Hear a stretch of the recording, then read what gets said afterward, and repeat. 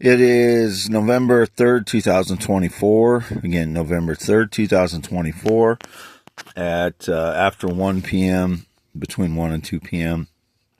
Waydell and Heineman.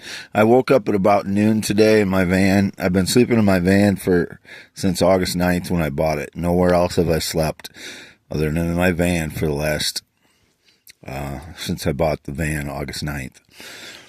So, and alone. I have not allowed anybody else in the van. So if anybody's been in it, they're in here illegally. I know many people have been in here, or people have been in here many times as I was asleep to steal meteorites and valuable stones, mostly behind the seats, front seats. But I don't know where else they've stolen them from because I'm asleep. So, and I can't go through all this stuff. I'm so disorganized. I'm trying to keep them away from my stuff as best as possible. I even wire the window cranks shut from the inside. I chain and bolt the doors shut from the inside more so than just lock them. They're bolted and chained shut from the inside, so they can't pull the doors open.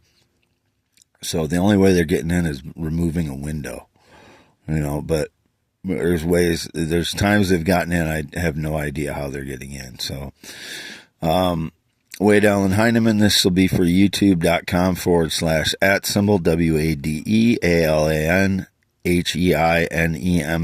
HEINEMAN, 2 MNs at the end of that. I slept on the yard here, half mile north of Fairbank in my van. I have not been in the camper yesterday or today. I've only been in there to clean things out of it, and I've never had anybody in there. But since it's open, since I started cleaning it out, I'm sure the frauds have been in it. And I knew that was probably going to happen, but it was just, there's not much else I can do. I needed to clean out the camper, and I wasn't going to try and I wasn't going to try and lock it again because they would have just found a way to get in, and then I would have had to explain how they got in past the locks again.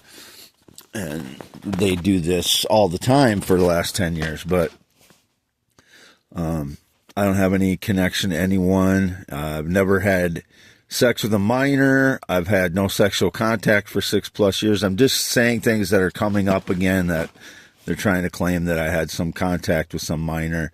Flirtforfree.com, again, is required. The women are required to be age verified when they join flirtforfree.com as cam model. That's why I go there. Again, as an example, in the 1980s, Tracy Lords was 15 or around 15 years old and tricked the entire porn industry for years into thinking she was an adult. I know I'm nowhere as good at judging age as the entire porn industry is. That's why I go to flirtforfree.com. They're required to be adults. So if there's a law enforcement person, putting minors on there and labeling them as adults because they all have to list an adult age. They're all, adults, adult aged. They are not minors. They're not under 18 years old. And that's entrapment if they're doing that. If there's a law enforcement officer putting women on there or putting girls on there and they're minors and they're putting adult ages, that's called entrapment, and the law enforcement officer goes to prison for that. That's, you're tricking a person that's trying to do the right thing into doing something that you made them do. That's why it's called entrapment. I've never done anything illegal as far as I've never wanted to even search for minors. That's not what I'm on there for. I'm on there because I've been isolated for 7 years, and I want to be around women that I'm attracted to. Females I'm attracted to because, after 7 years of isolation, 9 years of not dated anyone, no date romance relationship in 9 years, a man needs to know that there's women still out there. I can't even remember what it's like to have sex with a woman almost. Cause that's 9 years I haven't had a sexual partner. That's the truth. Whatever these people stage in lies that I've been with them intimately or romantically, I've had none of that stuff for 9 years. Last sexual contact I had was 6+ years ago. That was not having sex. It was just some sexual contact I had with the hookup. We drank a little bit that night and we hooked up, but it wasn't full. We didn't have full on sex that night. It was just messing around. So, and it wasn't any fetishes or anything like that. It's just normal male female stuff, but two consenting adults as usual with me. So only with adult natural females. Whatever it is with these stage lies with guys or males in the past, or even up to this point, is all lies. They're staging lies. I wouldn't say this every day and get upset about it if I was wanting to be with males. I'm not like that. If I wanted to be with males, I would explain the situation as best as possible, but I wouldn't deny the fact that I would want to be with them. I don't want to be with a male. I will never be with a male. I'm not attracted to males. I'm not attracted to children, and I'm not attracted to transgender or anything but natural adult females or sexually mature females. And I only choose to, interact with adult females. And that's why it's entrapment. If law enforcement is putting like minors, which is the indication some form of law enforcement is putting minors in a position on flirtforfree.com and labeling them as adults. I cannot judge better than the porn industry who is an adult and who's not. And Tracy Lords fooled the entire porn industry in the 80s for years when she was a minor. So I cannot be expected to be able to figure it out better than the entire porn industry. And that's why I go to flirtforfree.com, because they're required but to be age verified to be on that site. They continue to try and claim that I'm, seeing minors. That I only go to flirtforfree.com. That's the only women I'm seeing. It's not in real life. They're trying to confuse real life with me going to flirtforfree.com. It's the same thing over and over again. Why do I have to explain it again? Why do I have to explain that I'll never be gay and I've never been with a male? And these, just because people keep staging lies, people keep believing criminals. Or, if they're trespassing or if they're staging lies somewhere else. I don't have a kitchen in this camper here. There is not really a kitchen left in there. Like, it hasn't been functional in many years. There is no kitchen that I go into other than my parents at the Red and White Barn home. That's the only kitchen that I have access to, and I have not cooked anything in there. I haven't been cooking in a kitchen for like 6 years. I cooked a little bit in the camper in like 2018, 2019 possibly. And then after that, it just became such a homeless situation that it was, things were accumulating. I was getting depressed and, living in there with no money. Like absolutely no money every month to function. I was, getting depressed and not with no running water and inadequate electricity, inadequate lighting. I had one light bulb in there. So, cleaning with one light bulb and no running water and inadequate electricity when I have one extension cord for everything, running the light and everything else. And then I get, judged harshly for the conditions that I'm in when I have no running water, inadequate electricity, one extension cord, inadequate heat, and I'm still getting judged as if I'm living in a normal situation. I have no income 2018 to 2022. So, imagine the frustration when I have PTSD already and then I'm being judged harshly for the way I'm living when I'm living as a homeless person with no income from 2018 to 2022. Zero income, 2018 to 2022. None. Zero. Between April of 2018 and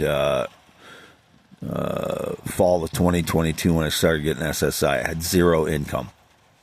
And I was still being judged on a daily basis because of trash accumulation and such. Well, look at the homeless people in San Francisco or wherever and see that that's a problem because they have no money. They have no way to get rid of the trash. They don't have, dumpsters there available for them. I couldn't pay for a trash service. And I've cleaned up a significant part of that now. I was going to use the dry trash to grind it up and use it as insulation between, concrete walls.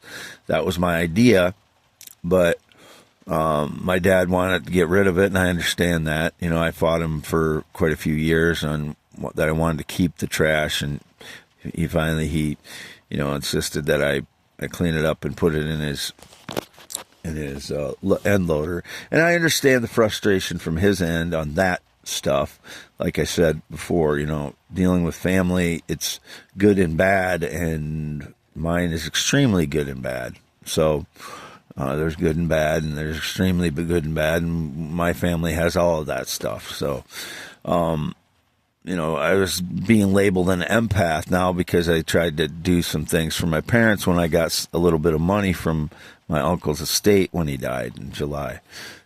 Uncle Dorland, who used to live directly across from me before he went into the nursing home 10 years before he died. But I'm just trying to do my best with my parents while we're all still alive.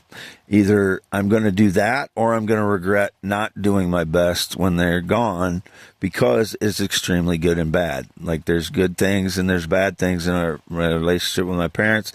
I don't know what they're doing and saying behind my back, and I'm telling the truth. So, that's why, I come to the internet and put the truth out there. I have nobody else to talk to. So, if I had someone else to talk to, I wouldn't probably talk about my family life as much, even though, people know too much about my family and make judgments on that. So I feel like I have to defend myself that way too.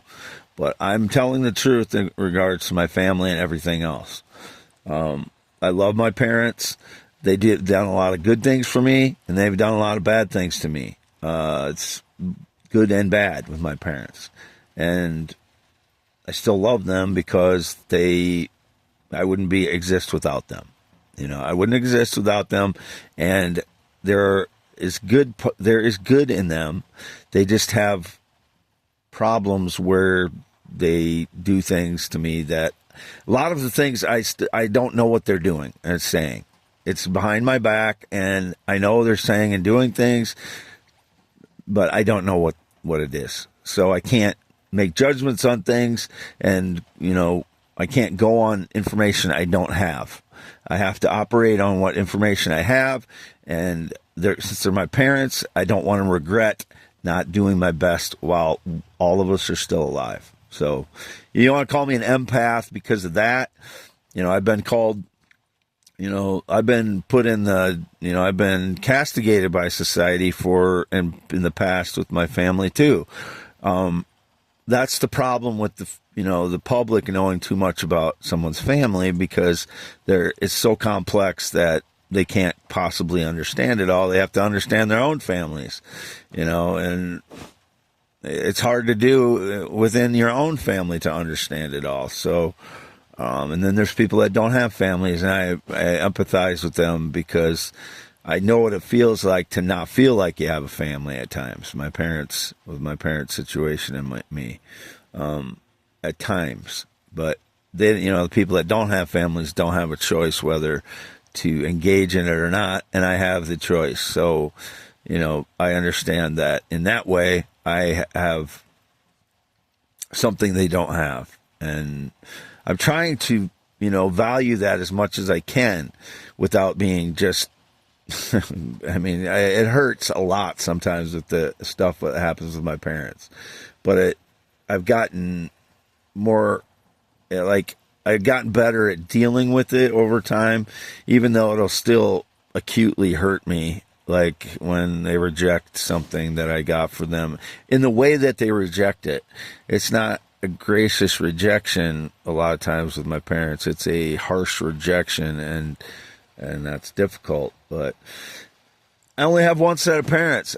When, it's that at the most, that's what everybody has. Maybe some people have two sets of parents, because of adoption and stuff, and they've got it good for both of them. I don't know, but I didn't have that. I have what I have, and I feel for people that don't have parents or don't have a family, because like I said, I do feel like I know how they feel at times with the rejection I feel from my parents. Like, I feel like I don't have a family at times, and I understand from the perspective of people that don't have that. And I don't know what it feels like to not be able to choose to engage with the family.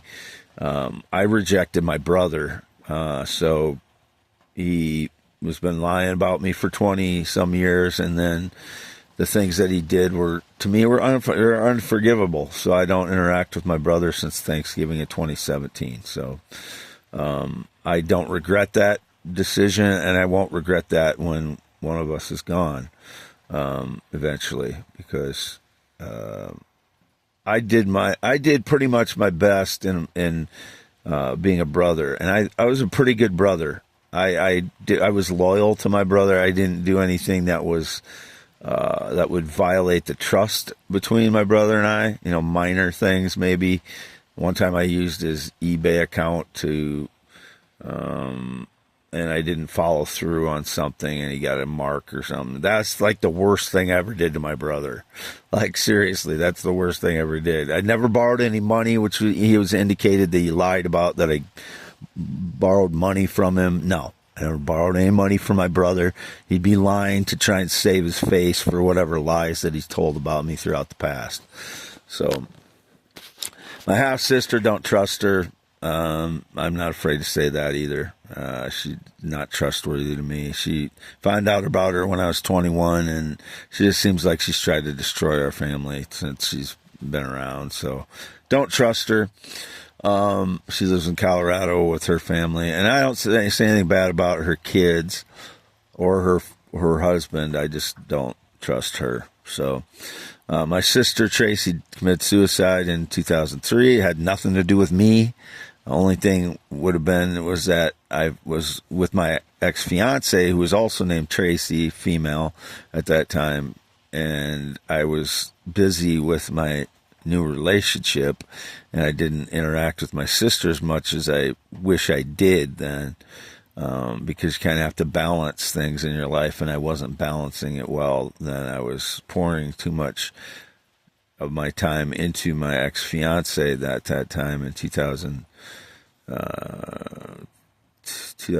and 2003, and I should have been balancing my life better, which I just didn't know how to do then. So there's regrets about not doing certain things in regards to my sister before she committed suicide, but I've kind of worked through those. That those regrets will never go away, that you didn't do certain things that are your duty as a sibling and as someone that you love is in trouble, and I didn't recognize it when I should have. So anyway, I still think she could have been murdered, but she was in a position in life where she wasn't getting what she needed to get out of life, and she could have committed suicide. She could have been murdered because her computers were wiped, and she was a composer, and I believe they stole some of her music. So, or all of it, the criminals. But I didn't mean to get off on the family tangent today, but apparently some are looking at me as an empath because I'm trying too hard with my parents.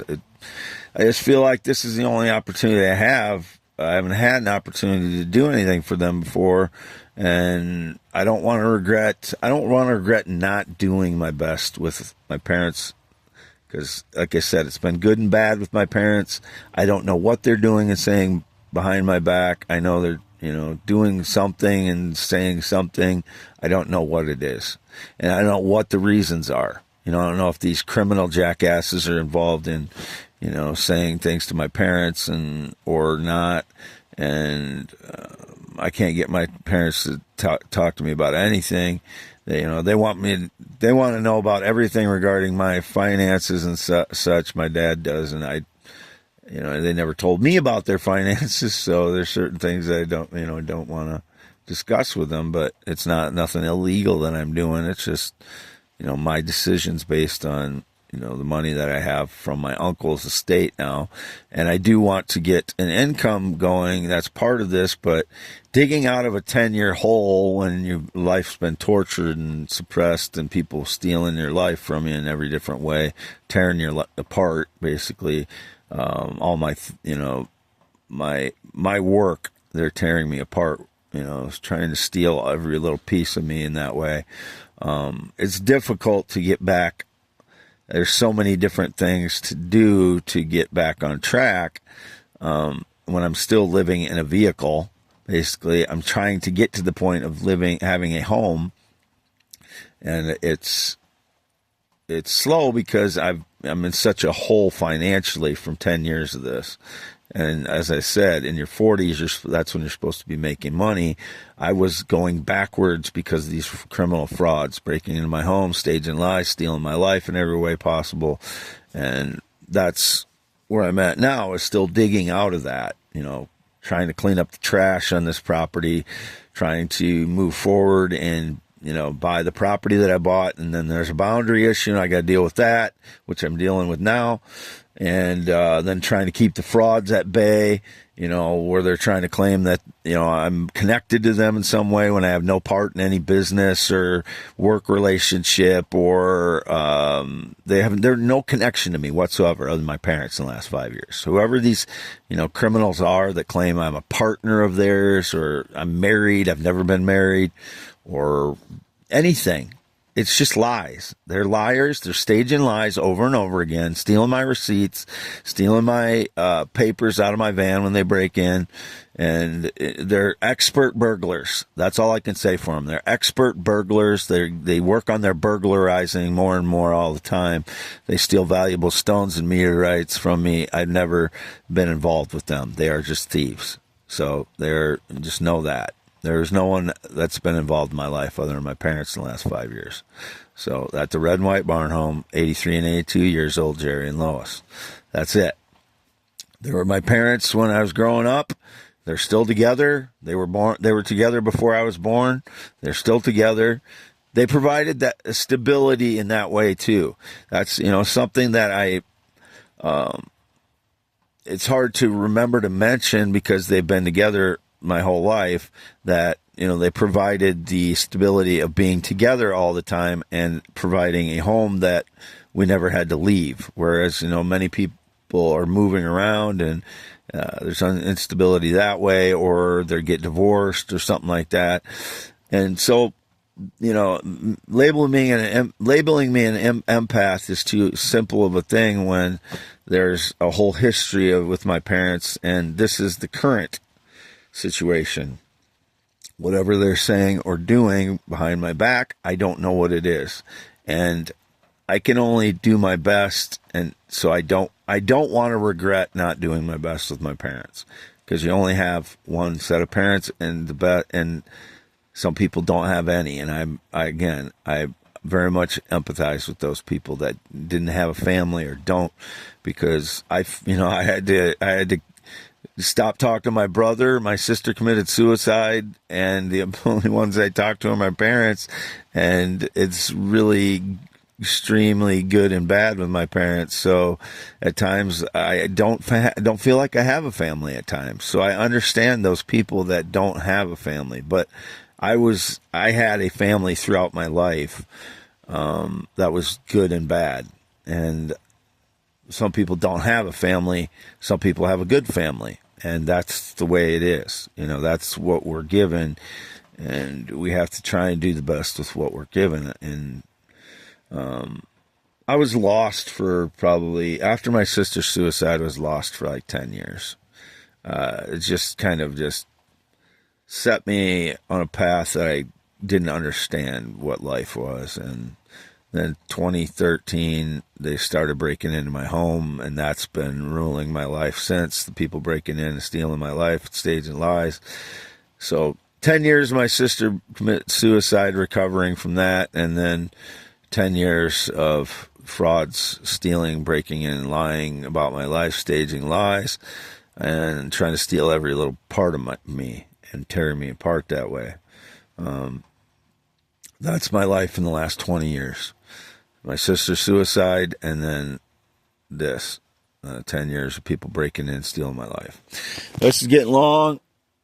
I'm going to sign off at this point. YouTube.com / @WADEALANHEINEMANMN and x.com / WADES2ND. November 3rd, 2024.